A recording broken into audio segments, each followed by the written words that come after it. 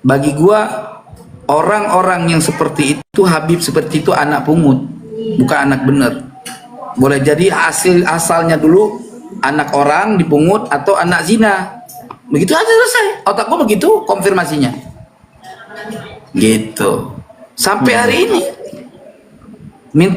akhirnya kan minta Tengku kasih rekening. Aceh mau diganti rugi kepedihan hati saya. Gua kasih, dia minta rekening, gua kasih. Sampai sekarang seperak Aceh kagak, cuman minta doang. Ya artinya apa di sini yang gue simak? Mereka memang benar, habaib ini sangat meremehkan orang-orang yang bukan Ba'alawi. Di mata mereka kita ini kambing. Tapi apakah semua seperti itu? Bisa jadi semua, bisa jadi sebagian. Tapi fakta di lapangan rata-rata begitu. Biarpun berjubah, tetap di mata mereka kita ini ahwal. Ahwal itu berarti bukan bibi. Kalau kata-katanya bibi, tapi faktanya nggak ada kemuliaan. Ya, tapi Habib-Habib yang ada di sini nih harus kita curigai. Apakah benar anak asli atau anak TKW yang jadi Habib? Nah, kita nggak tahu. Nasab kan bisa di sekarang. Gitu. Ini kejujuran hati gue ngomong, bukan kebencian. Makanya Habib-Habib pakai otak sikit dengan ilmu yang saya miliki. Iya. Dan saya tidak membela nasab Habib, enggak. Ingat itu. Karena Habib ini bisa palsu. Iya. Bisa anak pungut jadi Habib. Gitu loh. Gitu loh. Tapi pertanyaan saya sekarang, ada nggak Habib yang membela saya? Ada nggak Habib yang membela saya di ketika saya benar? Gitu pertanyaannya. Ada nggak yang rela membela saya di ketika saya berjalan di atas garis kebenaran, ya, lalu ada sesuatu masalah, mereka membela saya sampai mati, mati-matian bahasanya? Nggak juga. Ente pernah nggak datang ke seseorang, marganya Alkaf, kita dari telepon pagi gini, live begini, ente main ke tempat anak, ya kan? Insya Allah anak sambut antum, anak tunggu antum. Ya khair, anak ya khair, mancingnya di sono. Oke, datang, bawa mobil datang. Sampai di sana, anak diusir. Ajib nggak? Maksudnya gimana? Sampai ke sana gue udah nggak beliin makanan buat dimasak bareng-bareng, gitu kan? Ujungnya gue diusir, disuruh pulang. Sama siapa? Sama yang punya rumah, yang ngundang gue datang pulang, yang ngundang gue ke rumahnya. Sobtoh kali itu mah Tengku bercanda Lah kali itu. Sobtoh bagaimana Sobtoh? Masa Sobtoh suruh orang pergi, kita pergi? Gue pergi langsung.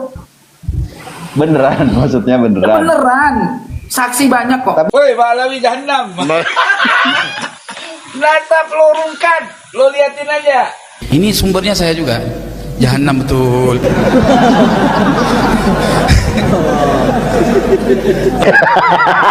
Repot. Aceh mau diganti rugi kepedihan hati saya. Gue kasih, dia minta rekening, gue kasih. Sampai sekarang seperak Aceh kagak, cuman minta doang. Ya artinya apa di sini yang gue simak? Mereka memang benar, habaib ini sangat meremehkan orang-orang yang bukan Ba'alawi. Di mata mereka kita ini kambing. Tapi apakah semua seperti itu? Bisa jadi semua, bisa jadi sebagian. Tapi fakta di lapangan rata-rata begitu. Biarpun berjubah, tetap di mata mereka kita ini ahwal. Ahwal itu berarti bukan bibi. Kalau kata-katanya bibi, tapi faktanya nggak ada kemuliaan. Ya, tapi Habib-Habib yang ada di sini nih harus kita curigai. Apakah benar anak asli atau anak TKW yang jadi Habib? Nah, kita nggak tahu. Nasab kan bisa di sekarang.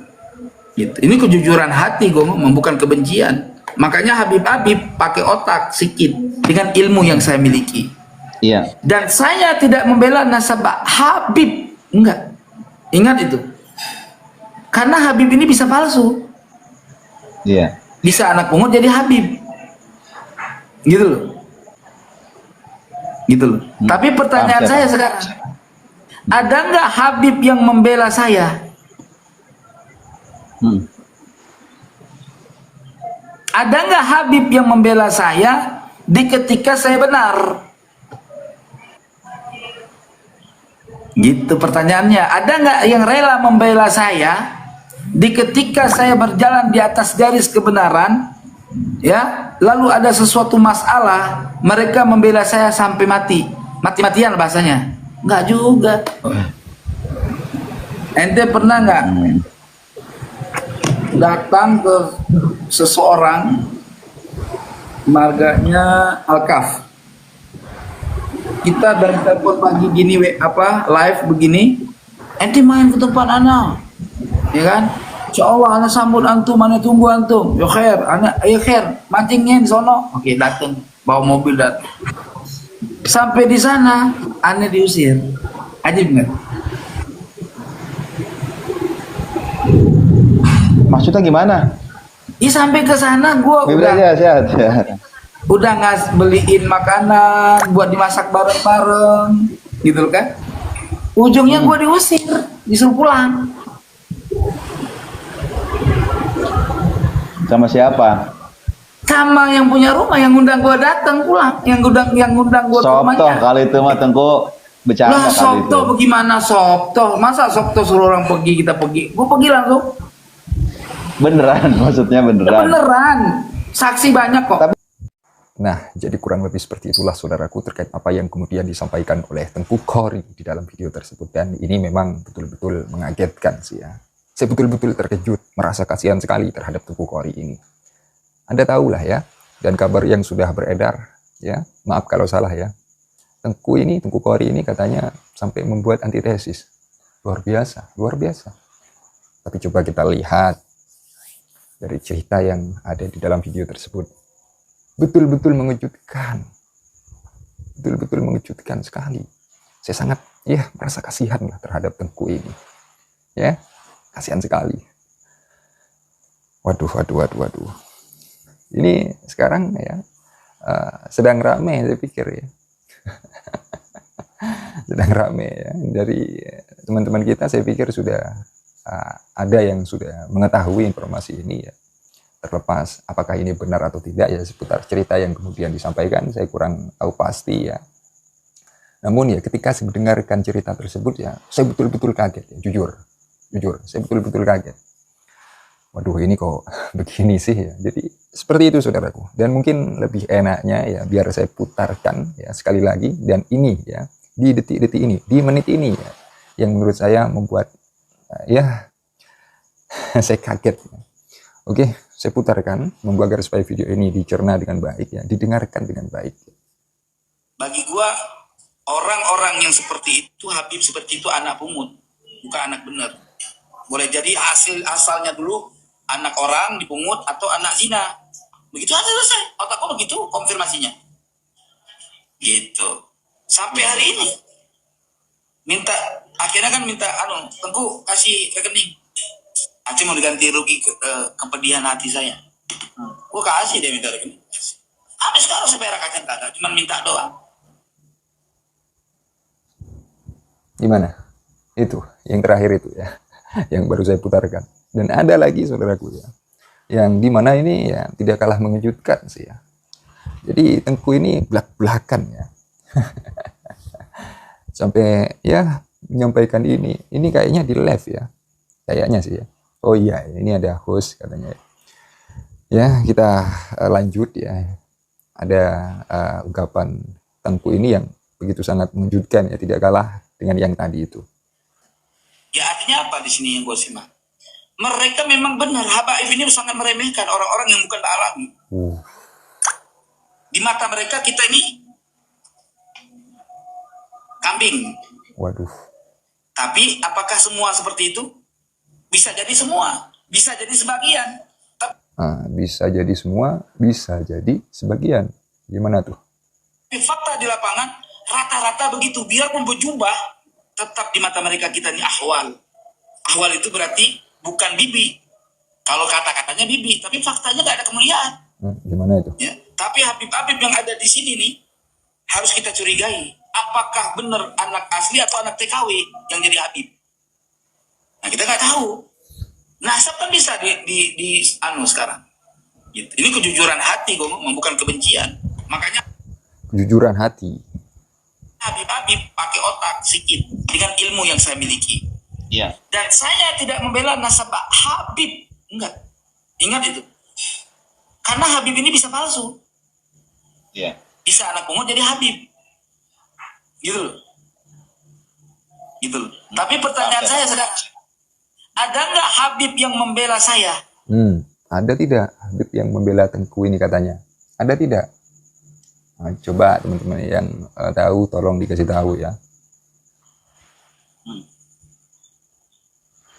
Ada nggak Habib yang membela saya di ketika saya benar? Ketika Tengku ini benar katanya. Ada tidak? Ada tidak? Kita lanjut. Gitu pertanyaannya. Ada nggak yang rela membela saya di ketika saya berjalan di atas garis kebenaran? Ya, lalu ada sesuatu masalah, mereka membela saya sampai mati. Mati-matian bahasanya. Nggak juga. Ente pernah nggak datang ke seseorang marganya Alkaf? Kita dari telepon pagi gini, live begini, ente main ke tempat anak, ya kan?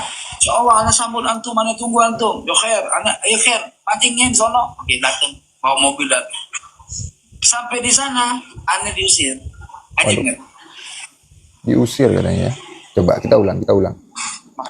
Ente main ke tempat anak, ya kan? Insya Allah anak sambut antum, anak tunggu antum. Yo khair, anak ayo khair, pancingnya di sono. Oke, datang, bawa mobil datang. Sampai di sana, aneh diusir. Waduh. Aja nggak? Ya nggak bagus ya. Maksudnya gimana? Ya sampai ke sana, gua udah nggak beliin makanan buat dimasak bareng-bareng, gitu kan? Ujungnya gua diusir, disuruh pulang. Maka kalau saya bandingkan tesis Kiai Imad dengan kitab Al-Burqah ini, jauh panggang dari api. Artinya, tesis Kiai Imad lebih sangat jauh unggul daripada kitab ini. Ya. Kalau orang yang jujur. Jelas ya? Ya. Oke.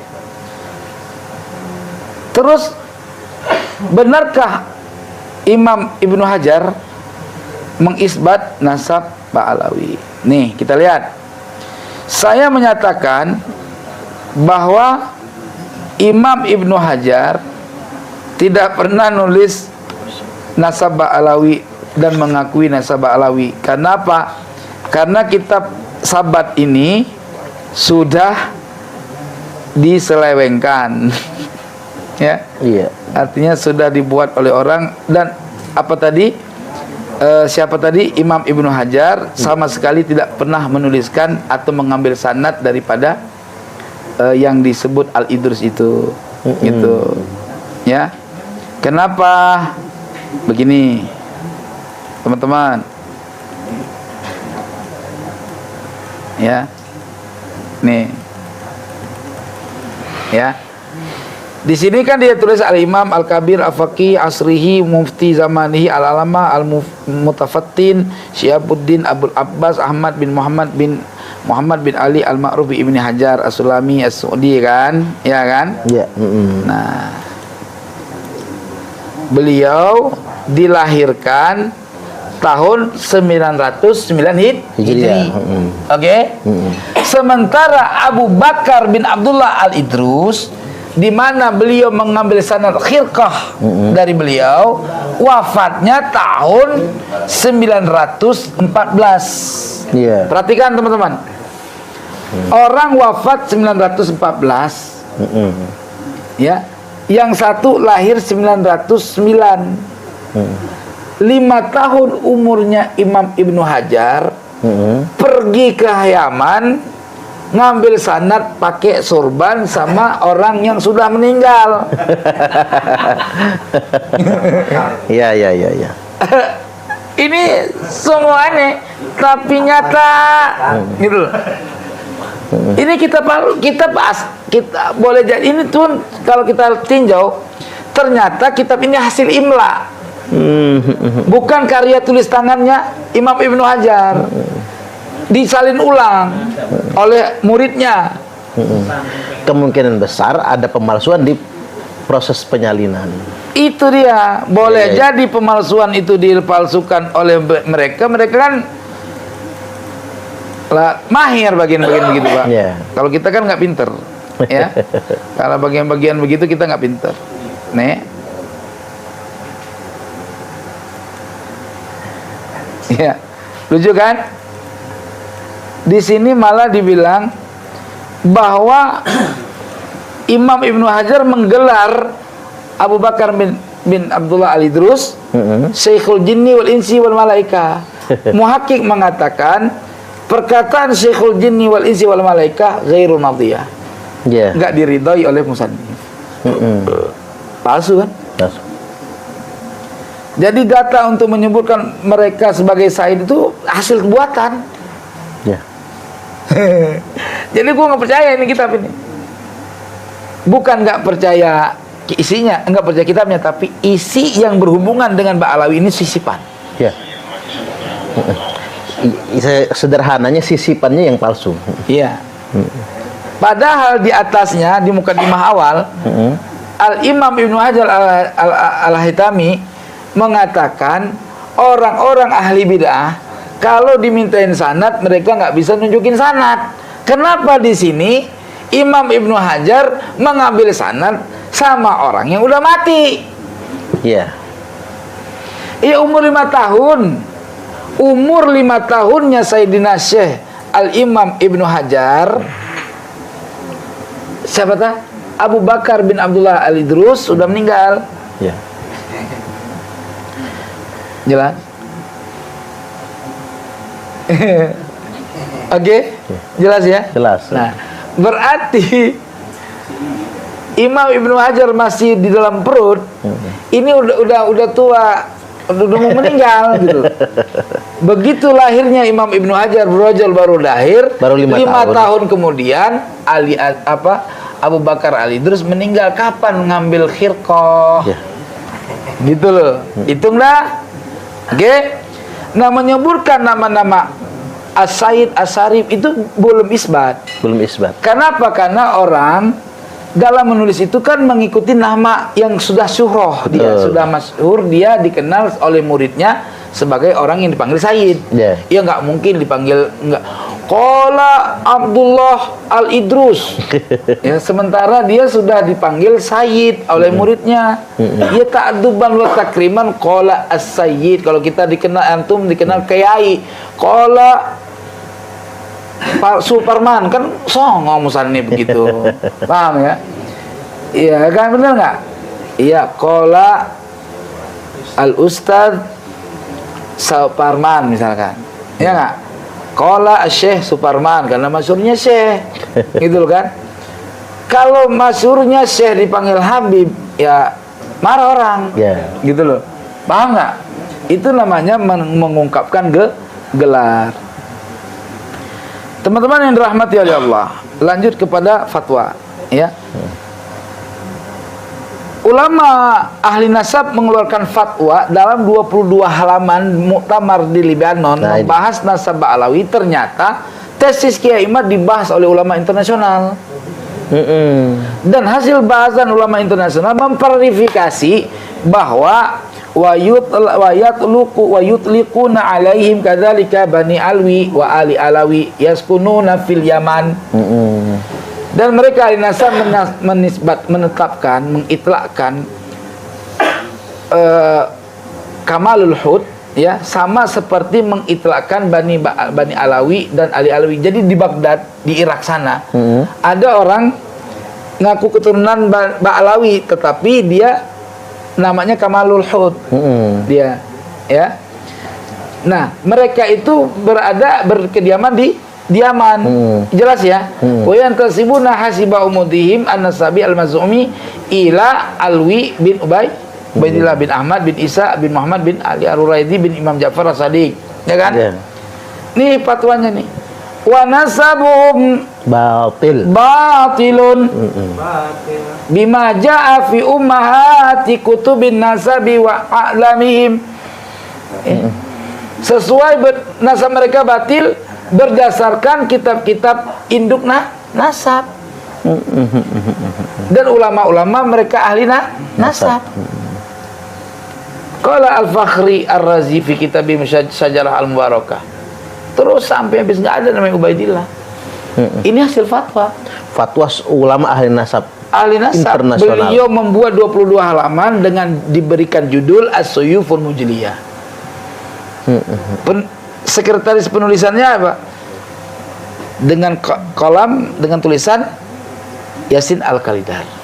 Kakeknya adalah pengarang kitab Ma'alimul Ansab, Sarah Sirru Silsilatil Alawiyah. Dan dia sudah masyhur sebagai ahli nasabah. Karena saking kedeknya Mbak Alawi, mukibinnya, dibilang insinyur kok jadi ahli nasab. Iya, itu. Iya kan? Di dalam kitab abad ke-4 ke-5 namanya Al-Gaibah, karangan Imam At-Tusi, terverifikasi bohong Mbak Alawi. Nih.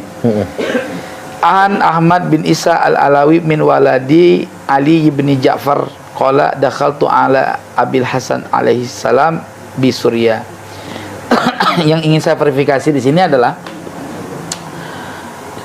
Ahmad bin Isa Al-Alawi, cucunya kan gitu. Min walad bukan bin. Cucunya Ali Al-Uraidi. Ya kan? Berarti maksudnya apa? Ahmad bin Isa bin Muhammad bin Ali Al-Uraidi Al-Alawi, kan gitu kan? Itu pernah bertemu kongkoan ya di Suriah Madinah ya dengan Abil Hasan Al-Askari. Percaya, paham ya? Ya. Ya saya anu ini. Pahami ya? Imam Ja'far punya anak Musa Al-Kazim, Ali dan Ali Uraidi. Sepadan ya? Ya, sepadan. Tua-tua lah antara dua itu. Ya. Musa Al-Kazim punya anak Ali Ridha. Derajat kedua. Ali Uraidi punya anak Muhammad An-Naqib. Jadi antara Ali Ridha dengan Muhammad An-Naqib itu kan sepadan ya? Sepadan. Sezaman pastinya kan? Oke. Muhammad An-Naqib punya anak Isa. Ali Ar-Ridha punya anak Muhammad Jawad. Sepadan masih kan? Sama-sama berapa generasi? Ya? Ya. 1, 2, 3. 1, 2, 3 sama-sama 3 generasi. Isa punya anak Ahmad. Muhammad Jawad punya anak Ali Al-Hadi. Ali Al-Hadi ini punya anak Muhammad Al-Hasan Al-Askari. Artinya Ali Al-Hadi sebaya dengan Ahmad bin Isa. Iya. Gitu loh. Paham? Nah, bertemu di lakop Ali Al-Hadi dilakop dengan Abil Hasan Al-Askari. Gitu. Paham ya? Ya, gelarnya itu. Nah, Ali Al-Hadi itu wafatnya 260 Hijri atau Abil Hasan Al-Askari wafatnya 260 Hijri. Paham nih ya? Paham ya? Terakhir nih. Sementara Ahmad bin Isa bertemu dengan beliau pasti sebelum wafat. Kalau Abil Hasan Al-Askari wafat 260 Hijri, berarti pertemuan di antara orang itu berdua tentu sebelum 260 Hijri.